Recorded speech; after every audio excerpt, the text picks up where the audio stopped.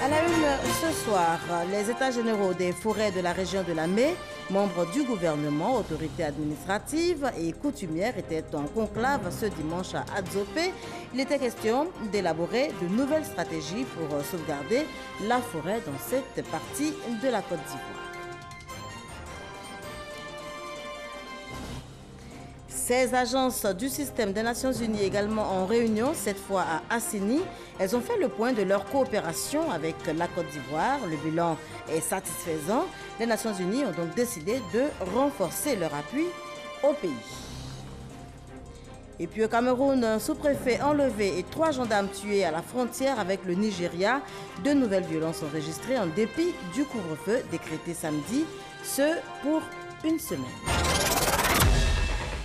On évoque pour donc démarrer ce journal les États généraux des forêts de la région de la Mai, membres du gouvernement, autorités administratives et coutumières, étaient ce dimanche en conclave à Adzopé.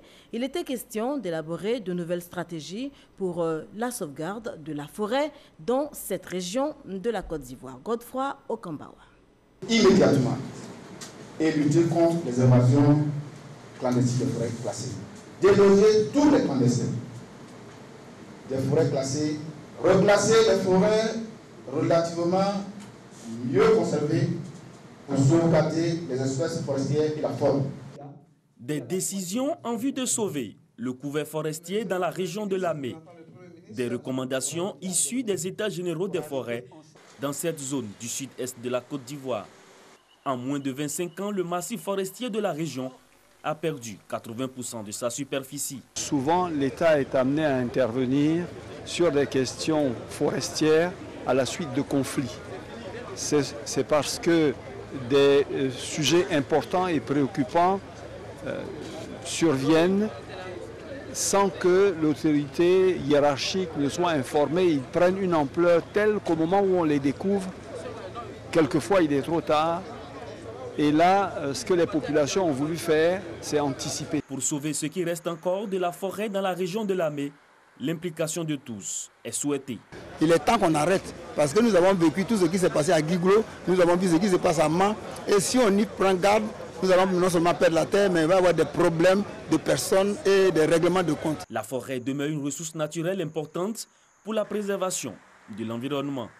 2 ministres, celui en charge de la salubrité de l'environnement et du développement durable et celui des eaux et forêts ont réaffirmé leur engagement à réhabiliter le couvert forestier dans le cadre du projet RED+.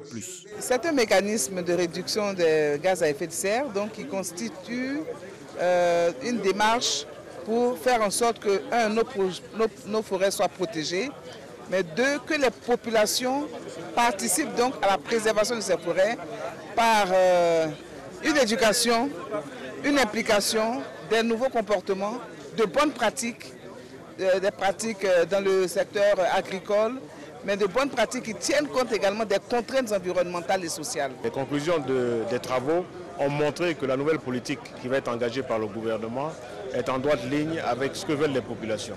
Donc c'est un partenariat gagnant-gagnant, non seulement les populations, mais aussi les industriels du bois, mais également les industriels de la culture du cacao et les autres cultures pérennes. À ce jour, sur les 9 forêts que renferme la région de la Mai, il n'en reste plus que 3.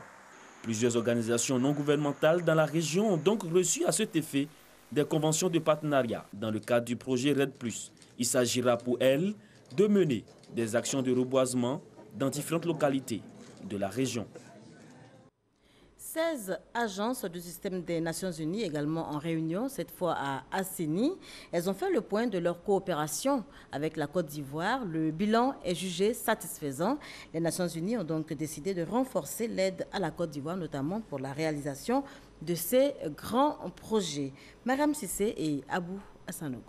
Le bilan de l'année écoulée et dégager les nouveaux axes d'accompagnement de la Côte d'Ivoire sont les motifs qui ont réuni pendant 2 jours les 16 agences des Nations Unies résidant dans le pays. Le bilan de l'action 2017 s'est révélé fructueux, mais de grandes perspectives s'annoncent pour l'année en cours. Vous savez que l'année 2018, c'est l'année donc de la revue à mi-parcours du PND. Là, nous allons accompagner le gouvernement dans le cadre de la revue. Nous allons le faire simultanément ou concomitamment avec la revue de notre cadre de coopération, de manière à voir comment mieux articuler donc les 2 documents.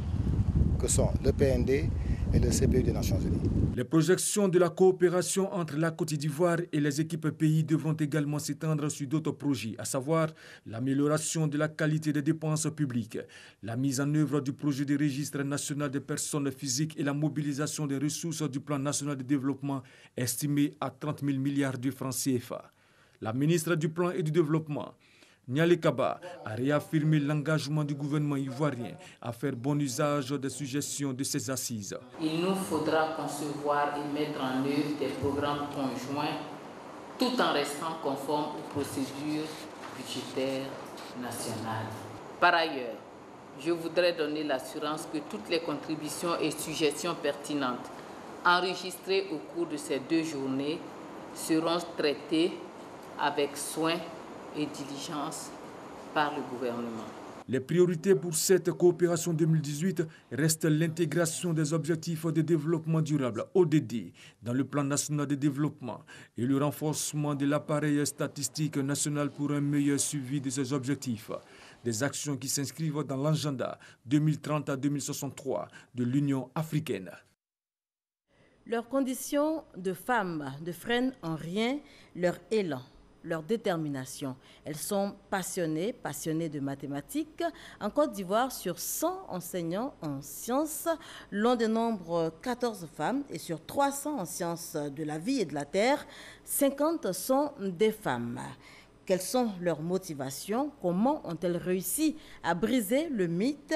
Sephora Zegui et Serge Kolia les ont rencontrés pour vous. Joséphine Guidi-Wandja, première femme africaine agrégée et docteur d'État en mathématiques. Un parcours hors du commun qui a inspiré d'autres femmes. Parmi elles, Rita Kakouyaou, professeure titulaire de physique atomique et moléculaire à l'université Félix Houphouët-Boigny de Cocody.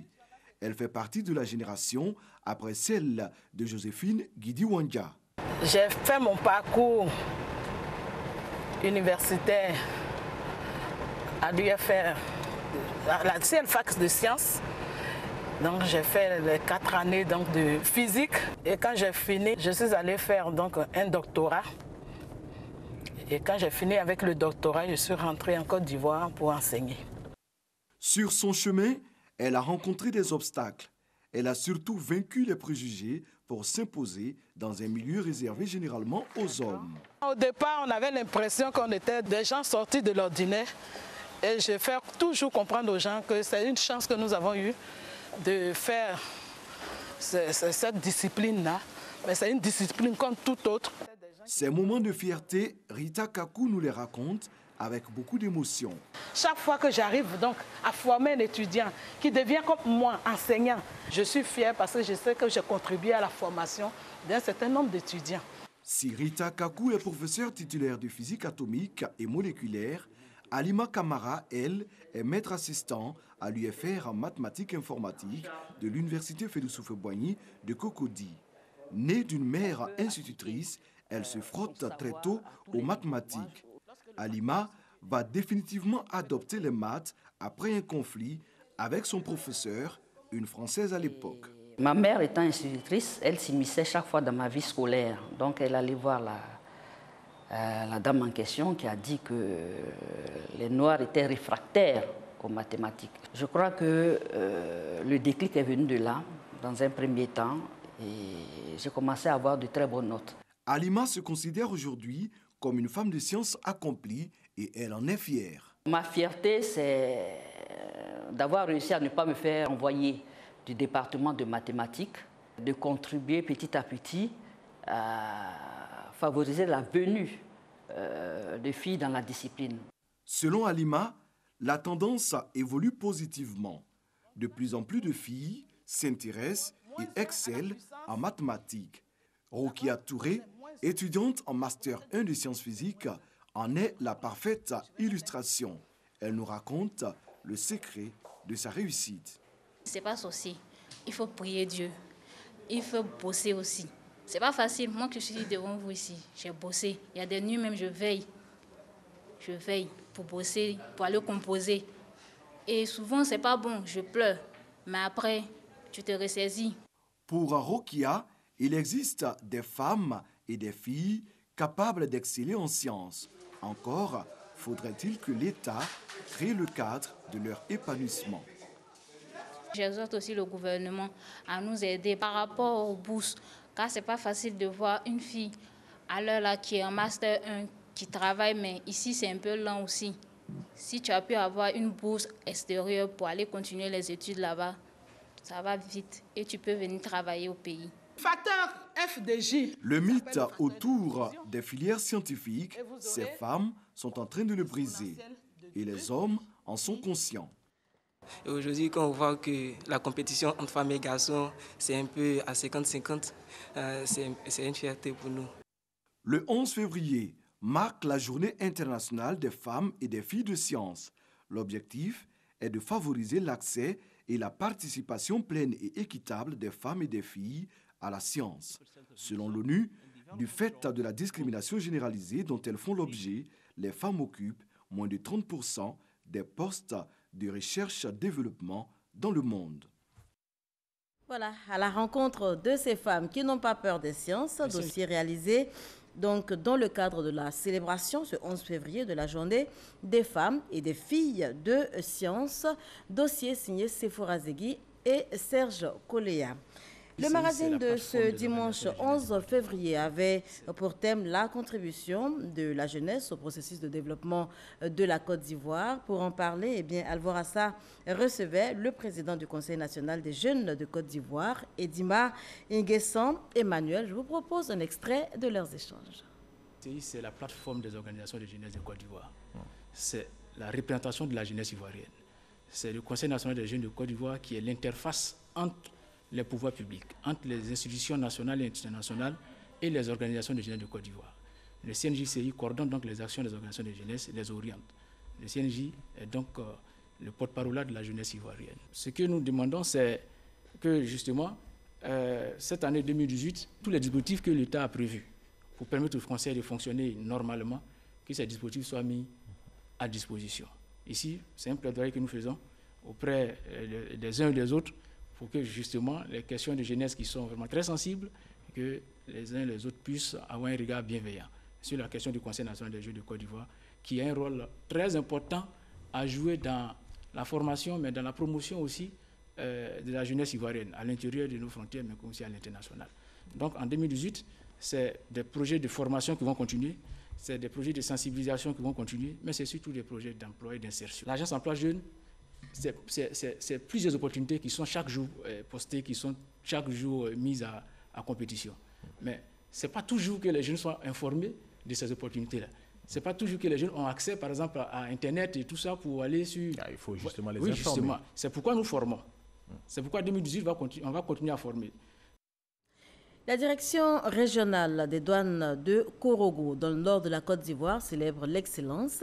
La direction s'est illustrée en 2017 par d'excellents résultats, toutes choses qui dénotent de l'abnégation au travail des agents. Ils ont donc été primés avant de se voir expliquer les nouveaux défis. C'est ce que nous dit Eugène Atoubé. Korogo, ville émergente, illustrée par sa remarquable transformation et son dynamisme économique. Korogo, ville d'intérêt et d'importance pour ce qu'elle apporte en termes de recettes douanières pour l'essor de l'économie de la Côte d'Ivoire. Tout à l'honneur de la direction régionale des douanes de cette localité qui, durant l'année 2017, s'est illustrée par des hauts faits grâce au travail des agents dévoués, pleins d'abnégation et respectueux des consignes de leurs supérieurs hiérarchiques. Et pour 2018, la même ardeur au travail et des défis nouveaux. Pour ces excellents résultats, la direction régionale des douanes de Korogo a vu ses objectifs revus à la hausse. 6 milliards de recettes pour l'exercice 2018 contre 4 l'année dernière. Un agent particulièrement s'est distingué, Souleymane Kansaï. Il a obtenu le 2e prix du meilleur agent des douanes de Côte d'Ivoire. Et, impact de ce succès, 12 de ses collègues de la même direction régionale sont reçus à des concours professionnels. Jamais dans l'histoire d'une direction régionale des douanes, pareil exploit n'a été réalisé, selon le colonel Abdoulaye Kamagaté, pour qui la direction régionale des douanes de Korogo doit désormais aller de l'avant.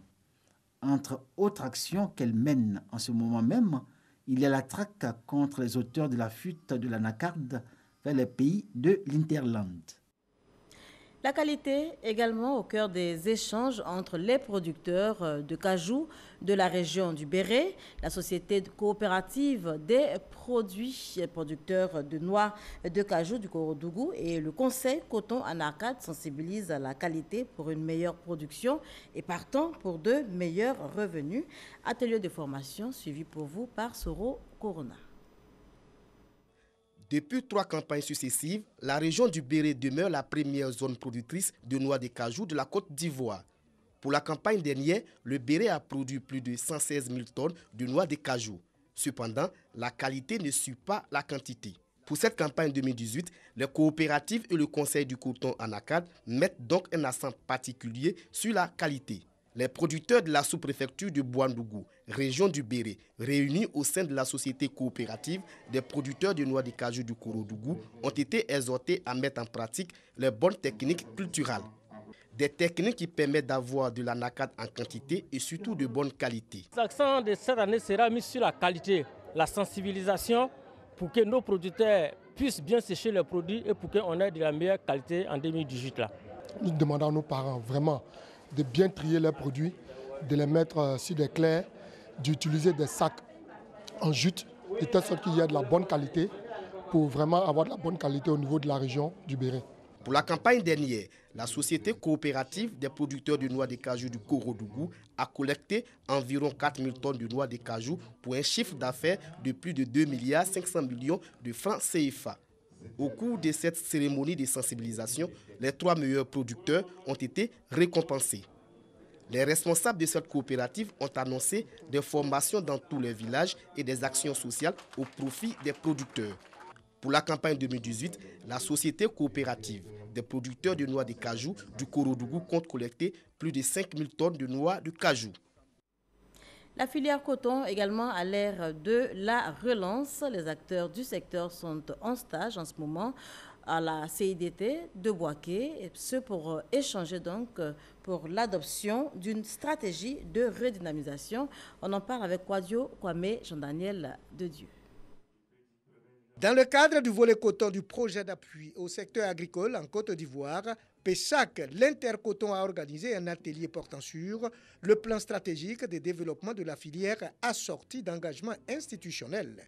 Ce plan stratégique traduit la vision de l'interprofession sur les 10 années à venir.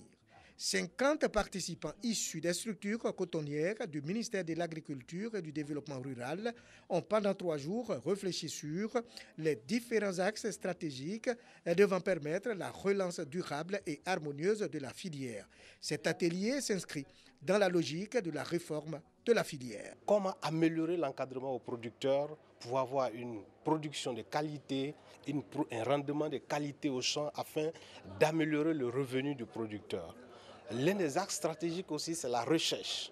Comment améliorer la recherche, envoyer des innovations dans la production du coton. Le secrétaire exécutif lance un appel aux partenaires au développement qui soutiennent la filière à poursuivre leurs efforts afin de permettre à la Côte d'Ivoire de se repositionner. La production a chuté de plus de 30% ces 2 dernières années. Nous venons de perdre la 3e position que nous avions l'habitude d'occuper afin que la Côte d'Ivoire puisse occuper encore une fois de plus cette 3e position. Pourquoi pas la 2e position, la 1re position? Soro Yakuba, président du conseil d'administration de l'Intercoton, fonde un espoir certain sur ces travaux pour l'amélioration des conditions de vie des producteurs.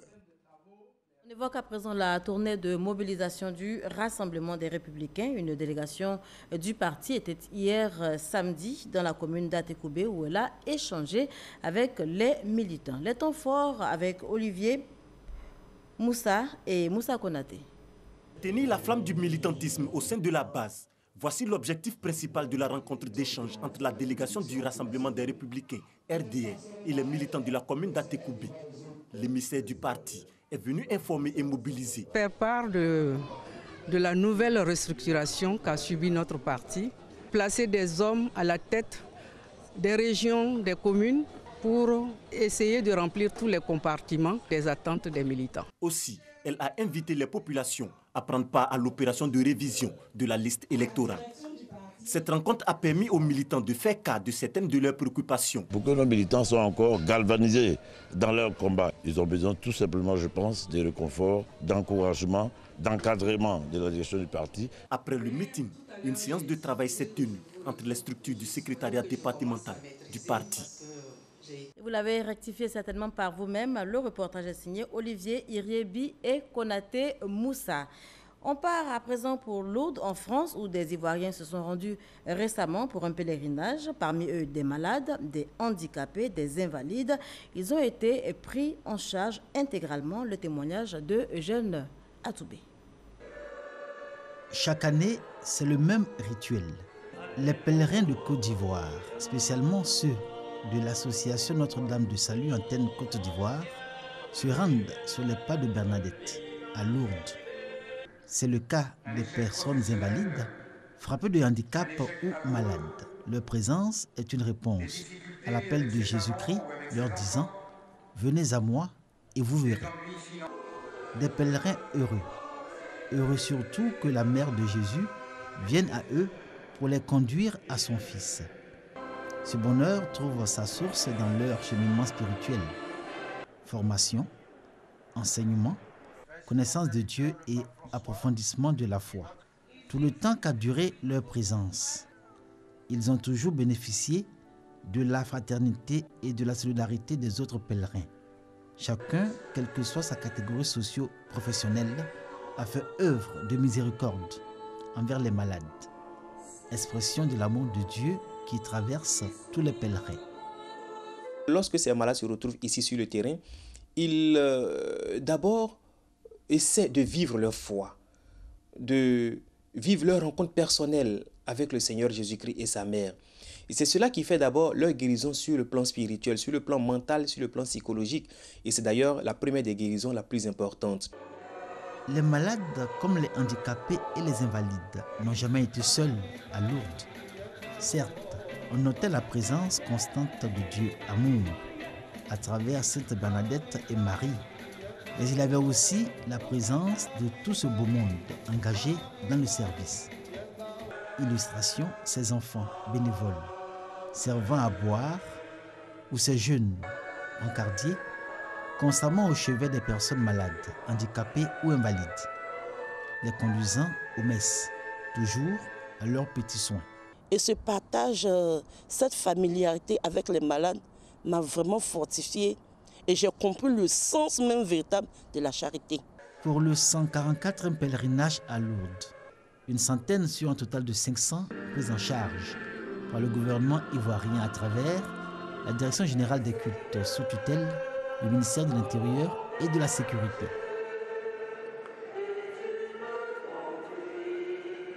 C'est dans un esprit d'unité, de réconciliation, la répercussion immédiate de ces prières-là peuvent permettre à la Côte d'Ivoire de pouvoir aller de l'avant.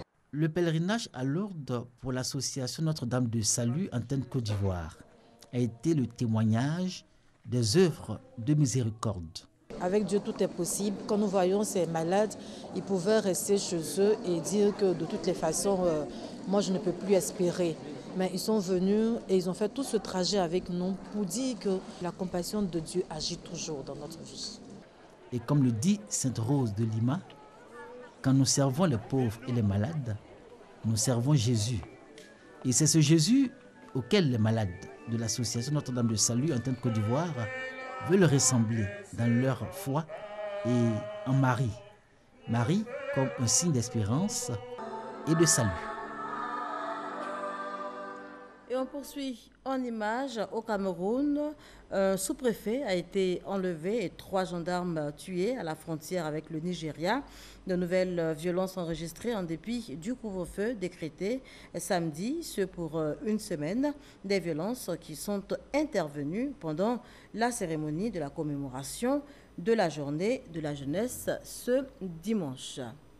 On fait à présent un petit tour de l'actualité internationale de la semaine. Qu'est-ce qui aura marqué le monde ces 7 derniers jours? Élément de réponse avec Konaté Moussa.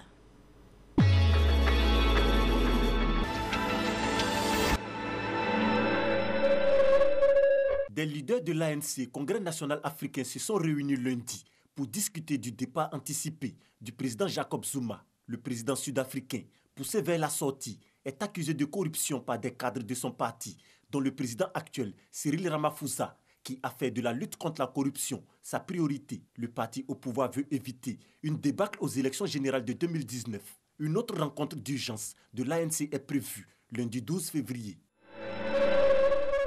Julian Assange ne pourra pas quitter l'ambassade équatorienne de Londres, où il s'est réfugié depuis plus de 5 ans. La justice britannique a décidé mardi de maintenir le mandat d'arrêt à l'encontre du cofondateur de Wikileaks. L'Australien de 46 ans est recherché par la justice suédoise pour une affaire de viol, accusation qu'il continue de nier. La justice britannique a indiqué qu'elle se prononcerait à nouveau les jours à venir. Des violences en Guinée après les élections locales tenues le dimanche dernier. Mercredi, les autorités ont appelé les populations au calme suite à des violences qui ont fait de nombreuses victimes. 7 personnes ont perdu la vie, dont 5 enfants qui ont péri dans un incendie. Des manifestations ont éclaté dans plusieurs quartiers de la capitale Conakry pour exiger la publication des résultats. L'opposition accuse le pouvoir de vouloir les modifier en sa faveur. C'est 5 jours après que les premiers résultats partiels ont été proclamés. Après la pagaille provoquée par la neige dans la capitale française Paris et sa banlieue, les autorités ont renouvelé jeudi leur appel à la vigilance. Des brutales baisses de température ont favorisé le gel et le verglas. Les transports ont connu de fortes perturbations. Plusieurs départements de la région parisienne ont été classés en vigilance orange, neige et verglas. Après quelques jours, la neige s'est achevée. Météo France a annoncé un nouvel épisode de neige les prochains jours. Séoul et Pyongyang brisent les barrières. Vendredi, à l'ouverture des Jeux Olympiques 2018 à Pyeongchang, en Corée du Sud, une poignée de main entre le président sud-coréen Moon Jae-in et la sœur du dirigeant nord-coréen Kim Jong-un, un geste qualifié d'historique. Ces Jeux d'hiver signent le rapprochement entre les deux États ennemis depuis 1953. Le leader nord-coréen a même invité son homologue du Sud à une visite dans son pays. Un avion de combat israélien F-16 s'est écrasé en Israël samedi après avoir essuyé des tirs lors d'une opération militaire en Syrie. C'est la première fois qu'un appareil israélien est touché par un missile sol-air syrien. Les 2 pilotes se sont éjectés de l'appareil, l'un d'eux gravement blessé. L'État hébreu considère l'acte comme une violation de sa souveraineté. À Damas et à la frontière libanaise, le drame a été célébré. 16 djihadistes ont été tués et 34 autres arrêtés dans le Sinaï, en Égypte. Annonce faite dimanche par le porte-parole de l'armée égyptienne. Ces actions sont intervenues lors de vastes opérations anti-djihadistes déclenchées quelques jours avant dans cette zone où l'État islamique mène régulièrement des attaques meurtrières. L'armée égyptienne a mobilisé l'aviation et la marine pour un ratissage et des raids sur tous les axes villes et villages du nord et du centre du Sinaï.